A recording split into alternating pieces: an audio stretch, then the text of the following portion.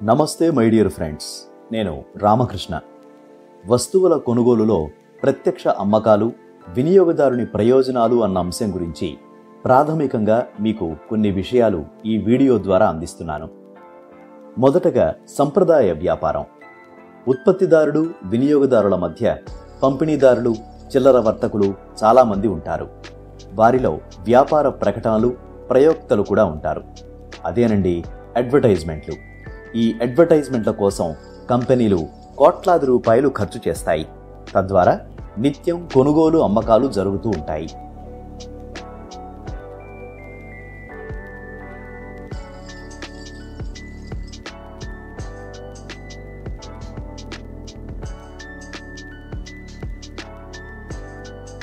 నేటి సమాజంలో సంప్రదాయ వ్యాపారంలో బహుళజాతి సంస్థలు కూడా ముఖ్య భూమిక పోషిస్తున్నాయి. అంటే సూపర్ మార్కెట్లు, పెద్ద పెద్ద మాల్స్ అన్నమాట. ఇక్కడ ఈ సంస్థలు తామే పంపిణీదారుడిగా, తామే చిల్లర వర్తకుడిగా బాధ్యతలు తీసుకుని క్రయ విక్రయాలు చేస్తారు. సంప్రదాయ వ్యాపారంలో ఆన్లైన్ వ్యాపారం కూడా ముఖ్యమైనదే. పంపిణీదారుల నుంచి కొందరు చిల్లర వర్తకులు ఆన్లైన్లో క్రయ విక్రయాలు చేస్తూ ఉంటారు. కొంతమంది ఉత్పత్తిదారులు కూడా తమ ఉత్పత్తులను నేరుగా వినియోగదారులకు ఆన్లైన్ వేదికగా విక్రయిస్తూ ఉంటారు. అయితే ఈ సంప్రదాయ వ్యాపారంలో సూపర్ మార్కెట్లు ఆన్లైన్ షాపింగ్ చేసేవారికి అదనపు ప్రయోజనాలు కూడా లభిస్తాయి. అవి ఎంఆర్పి మీద కొంత డిస్కౌంట్, ఆఫర్లు, బహుమతులు, రివార్డు పాయింట్లు వంటివన్నమాట. ఇవన్నీ వినియోగదారుణ్ణి మరలా తమ వద్దనే కొనుగోలు చేసేందుకు ప్రోత్సాహకాలన్నమాట. కిరాణా షాపుల్లో కొనుగోలు చేసేవారికి ఈ ప్రయోజనాలు ఏమీ ఉండవనే చెప్పాలి. ఈ విధమైన వ్యాపారంలో వినియోగదారుని ఆసక్తి మేరకు, అవసరాల నిమిత్తం క్రయ విక్రయాలు జరుగుతూ ఉంటాయి. సంప్రదాయ వ్యాపారంలో ఈ క్రయ విక్రయాలన్నీ సప్లై చైన్ను ఆధారం చేసుకుని పనిచేస్తాయని మీరు గమనించాలి. అది ఎలా అంటే, ఉత్పత్తిదారుడు, వినియోగదారుల మధ్య పంపిణీదారులు, చిల్లర వర్తకులు వ్యాపార ప్రకటనలు తప్పనిసరి. లేకుంటే సప్లై చైన్ పనిచేయదు, వ్యాపారం జరగదు.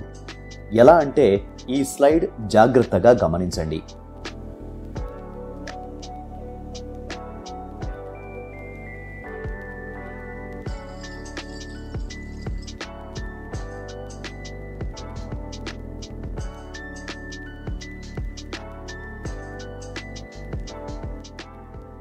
ఇంకా ప్రత్యక్ష అమ్మకాల వ్యాపారం గురించి చూద్దాం. ప్రత్యక్ష అమ్మకాల వ్యాపారం అంటే ఇంగ్లీష్లో డైరెక్ట్ సెల్లింగ్ బిజినెస్ అంటారు. ఇదేదో కొత్త విధానం కాదండి, మనం రోజూ చూసేదే. ఉదాహరణకు రైతు బజార్లు, వారాంతపు సంతల మాదిరి అన్నమాట. రైతులు లేదా ఉత్పత్తిదారులు తమ ఉత్పత్తుల్ని దళారుల ప్రమేయం లేకుండా నేరుగా మార్కెట్లో విక్రయించుకోవడం. ప్రత్యక్ష అమ్మకాల వ్యాపారంలో ఉత్పత్తిదారుడికి, వినియోగదారుడికి మధ్యలో పంపిణీదారులు, చిల్లర వర్తకులు, ఎలాంటి దళారులు ఉండరు. నేరుగా ఉత్పత్తిదారుడి వద్దనే కొనుగోలు చేయవచ్చు. ఈ వ్యాపారంలో వినియోగదారుడికి సరసమైన ధరలకు లభిస్తాయి. ఇంకా వ్యాపార ప్రకటనలు, పబ్లిసిటీకి పెట్టే కోట్లాది రూపాయల ఖర్చు ఉత్పత్తిదారులకు ఆదా అవుతుంది. ఉత్పత్తిదారుడికి మరొక లాభం కూడా ఉంది. తనకు నచ్చిన ప్రతిదీ వినియోగదారుడే ఫ్రీగా పబ్లిసిటీ కూడా చేస్తాడు. ప్రత్యక్ష అమ్మకాల వ్యాపారంలో మరొక కోణం ఉంది. అదే ఇక్కడి వ్యాపార అవకాశం. వినియోగదారుడు ఉత్పత్తుల నాణ్యత సమాచారాన్ని అందరితో పంచుకుంటాడు. ప్రతిఫలం ఆశించి గొప్పగా ప్రచారం చేస్తాడు.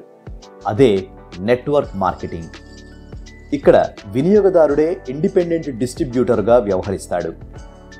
తన శ్రమ, నమ్మకమే పెట్టుబడిగా తన సమ్మతం మేరకు పనిచేస్తాడు.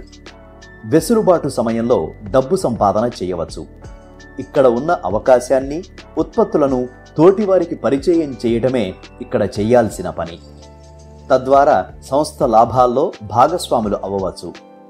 తాను ఎదుగుతూ తోటివారు కూడా ఎదిగేందుకు ప్రయత్నం చేస్తాడు. ఈ స్లైడ్ ఒక్కసారి చూడండి.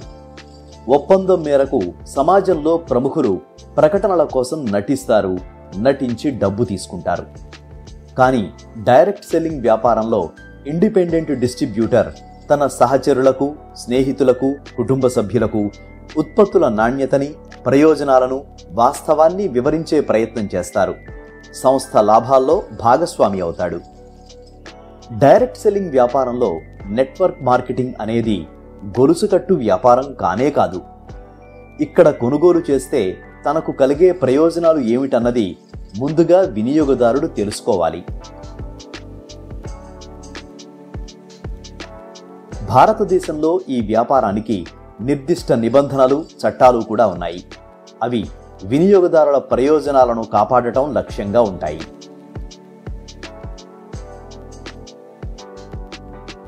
Empower yourself today for a better tomorrow. Thanks for watching.